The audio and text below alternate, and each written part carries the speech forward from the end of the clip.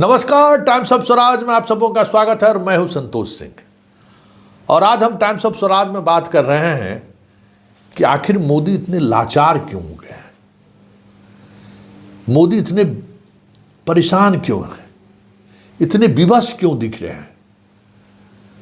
इतनी बड़ी ताकत जिसके साथ खड़ी हो वो इतना लाचार भी हो सकता है। जब आप बिहार आइएगा तो समझ सकते हैं।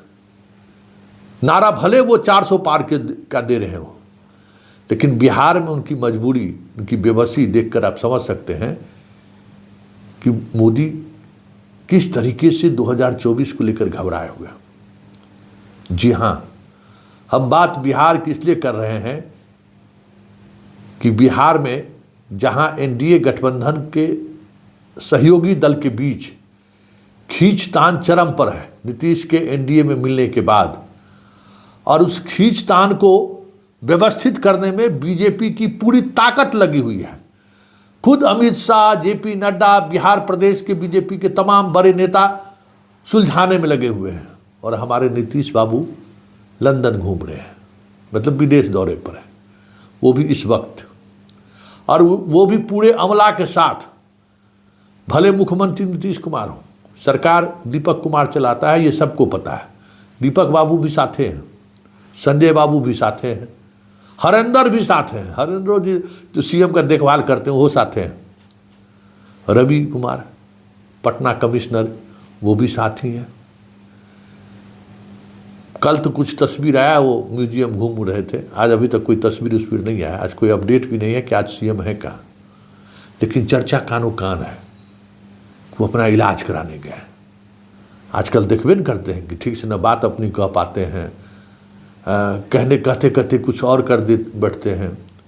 कई मौके पर उनकी मानसिक हालत कुछ लोगों ने महसूस भी किया है। और जब से एनडीए की सरकार बनी है, समझिए कि सार्वजनिक कार्यक्रम से तो नीतीश को जैसे लगता है कि घेराबंदी कर दिया है, कि कोई सार्वजनिक कार्यक्रम में भाग उनको लेने ही नहीं दिया जा रहा है। इतना वैकेंसी निकला है, इतना बहाली हुई है, इतना लोगों के अपॉइंटमेंट लेटर दिया गया है, लेकिन कहीं कोई भाषण का आयोजन किया गया, कहीं डैशबोर्ड लगाया ही नहीं जाता है।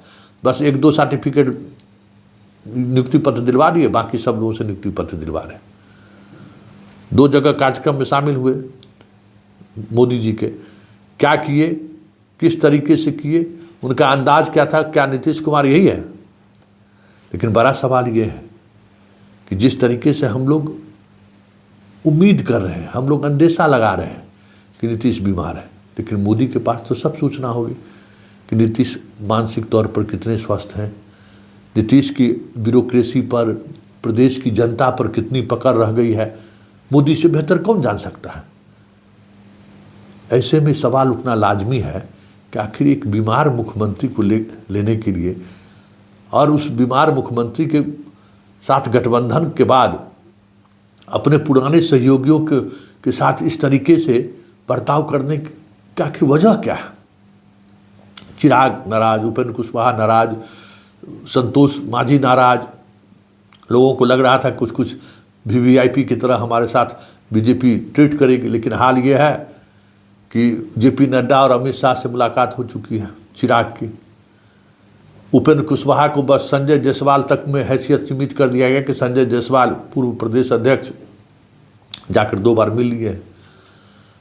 नित्यानंद राय, बस हम के जो नेता हैं उनको नित्यानंद राय के माध्यम से हैसियत बताई जा रही है। मतलब जो जिस तरीके का है उस तरीके से उनकी हैसियत उन्हें जताई जा रही है।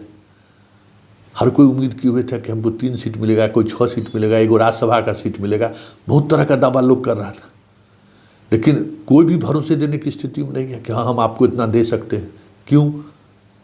नीतीश नाराज तो कहीं नहीं हो जाएंगे, क्योंकि नीतीश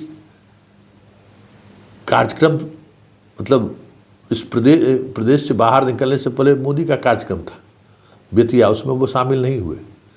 एक दिन पहले लंदन रवाना होने से पहले 1 दिन पहले दिल्ली पहुंच गए। कार्यक्रम चर्चा जोरों पर थी कि अमित शाह और नड्डा से मुलाकात होगी, वहाँ उनसे भी मुलाकात उन्होंने नहीं की।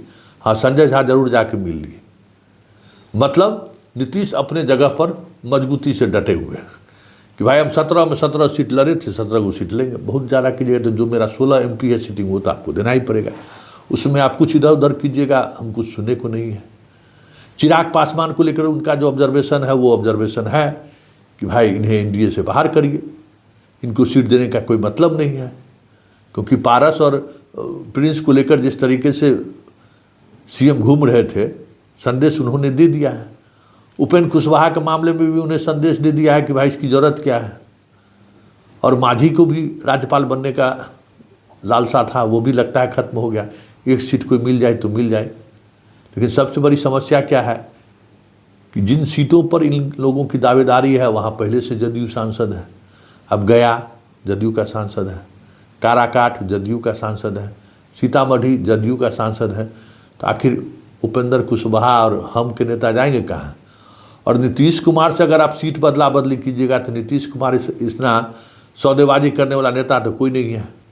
उसके लिए वो किस हद तक सौदाबाजी करेंगे, बीजेपी का सारा समीकरण उस पर ध्वस्त हो सकता है। इस तरीके का भी वो सौदाबाजी कर सकते हैं और मजबूर कर सकते हैं बीजेपी का। लेकिन आखिर इतना सब कुछ जानते हुए भी, इतना सब कुछ समझते हुए भी कि भाई अभी उस मानसिक हालत में नहीं है, वो चुनाव प्रचार करने जाएंगे तो क्या बोल देंगे कहना मुश्किल है। पब्लिक को भी उस तरीके से वो एड्रेस करने की स्थिति में नहीं है, वो क्षमता नहीं दिखता है। और अगर बिहार जैसे राज्यों में अगर आप अपनी बात नहीं कर पहुंचा पा रहे हैं तो फिर जनता आपको किस तरीके से लेगी वो भी कहना मुश्किल है। फिर भी बीजेपी सब कुछ मानने को तैयार है, जिससे साफ दिख रहा है। वजह है, और वो वजह है बेतिया का सीएम का कार्यक्रम और आज पालीगंज में नीतीश के अनुपस्थिति में अमित शाह का कार्यक्रम। देखिए, भले जो भी समीकरण बना ले बीजेपी बिहार में, आज भी अति पिछड़ा पर एकदम, मतलब लगता है इस प्रदेश में सिर्फ अति पिछड़ा और पिछड़ा है ही, मतलब दूसरा और कोई है ही नहीं। मतलब बीजेपी के दोनों शीर्ष नेतृत्व, चाहे वो अमित शाह हो या नरेंद्र मोदी हो, कर्पूरी ठाकुर से बाहर नहीं निकल रहे हैं। फिर भी नीतीश उन्हें चाहिए। वजह साफ है कि आज भी बीजेपी अपने दायरे को, चुनावी में वोट का जो दायरा है, लाख मोदी कुछ भी कह ले, बिहार में अभी भी गांव से गांव में बीजेपी काफ़ी दूर है। अभी भी जन जन तक बिहार के गांव में बीजेपी नहीं पहुंची है। और बीजेपी राम जन्मभूमि के सहारे, बीजेपी ओबीसी राजनीति के सहारे, मतलब प्रधानमंत्री ओबीसी है, इसके सहारे, कृष्ण लला के सहारे, जो अन्य राज्यों में चाह रहे हैं या अन्य राज्यों में जो नैरेटिव सेट कर पाए, वो चाह रहे थे कि बिहार में भी सेट हो जाएगा। लेकिन बिहार में सीता के सहारे सेट करने की कोशिश कर रहे हैं, 24 घंटा में हवा निकल जा रही है। 3 दौरा हो गया प्रधानमंत्री का, औरंगाबाद, बेगूसराय, बेतिया। आज शाह भी आए, राजनाथ सिंह पहले घूम कर चले गए, लेकिन समा नहीं बंध रहा है। यही वजह है कि भले मोदी राष्ट्रीय फलक की राजनीति पर जो भी पहचान बना ली, आज भी बिहार के गांव में मोदी को लेकर और बीजेपी को लेकर वो बातें आज भी नहीं है जो उन्हें 40 में 40 बगैर नीतीश को का मिल सके। इसलिए नीतीश उनके लिए मजबूरी है, नीतीश उनके लिए ज़रूरी है। और इसलिए नीतीश के शर्तों पर वो चुनाव में जाएंगे, ये भी साफ दिख रहा है।